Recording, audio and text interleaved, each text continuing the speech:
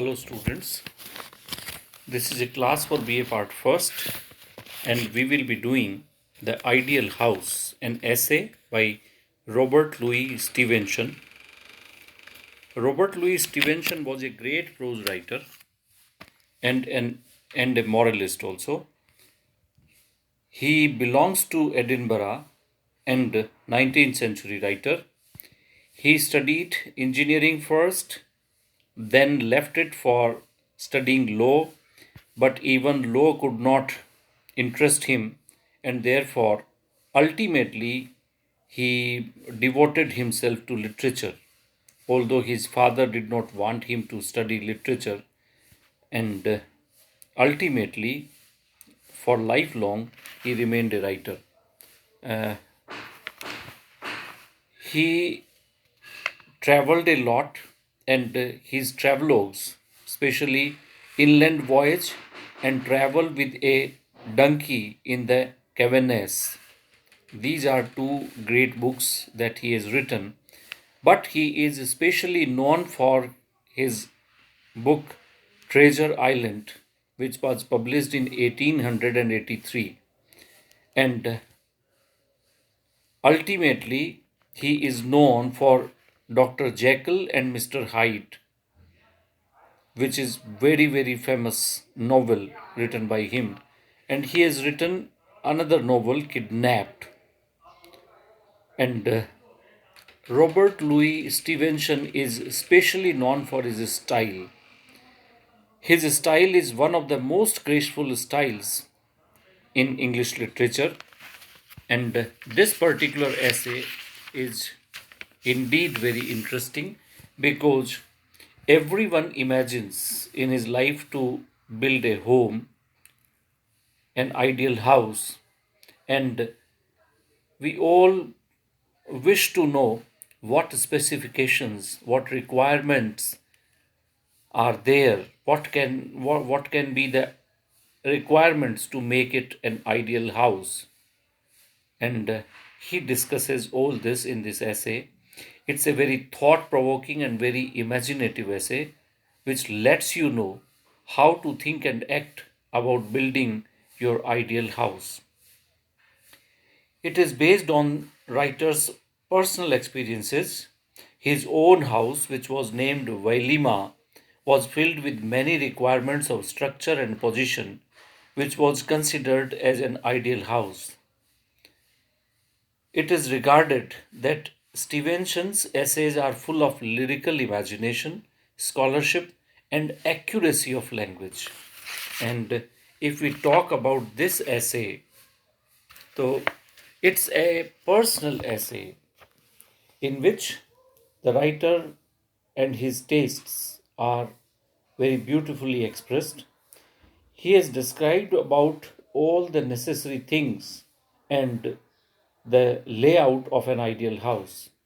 All details have been supplied, and the essayist believed that for an ideal house, two things are specially required: a desert and some water source. He has discussed at length about these two things. Earth should offer wilderness with variety of scenes. He prefers a great prospect. Prospect means scene, scenic beauty. But even small one might be good enough because the mind and the eye measure differently.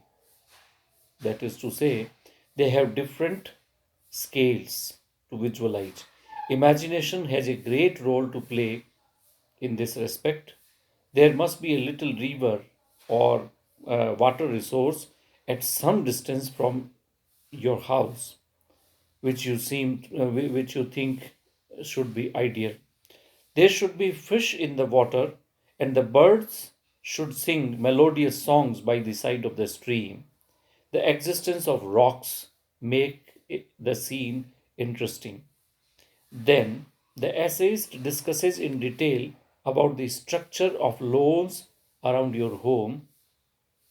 He considers that there must be successive lawns with hedges, but the hedges should be limited. Trimming should be made to a certain extent only.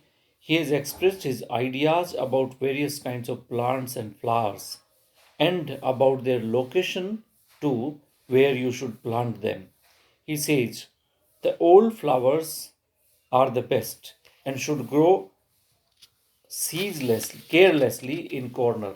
The gardener should be an idler because an eager or toilful gardener misbecomes the garden landscape. The essayist very rightly expresses cultivate the garden for the nose, and eyes will take care of themselves. Nor must the ear be forgotten. Without birds, a garden is a prison yard only. He remembers his visit to a garden near Marseilles and the musical voice of the bird, Begdi Argent. Much outlook of a house is not required, but it should be upon rising ground. The house must be open to the east. A house of one story is ideal. The reception room should have many recesses.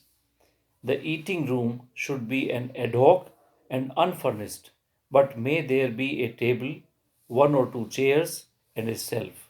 There must be studio, one each for husband and wife. It should have 5 tables in it for different purposes. There must be a gymnasium in the house where particular games can be played. Let there be a little room for use in the winter evenings. There must be deep and easy chairs also in your house. Interesting books should be left there on the rack. The bedrooms must be large and airy, but with little furniture.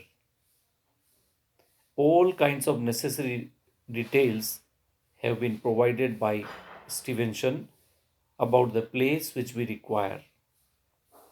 The present essay could be compared with Charles Lamb's detached thoughts on books and readings. And in that essay, Charles Lamb has given a detailed uh, instruction, detailed version of what kind of books should be there in your life and when and where you should read them.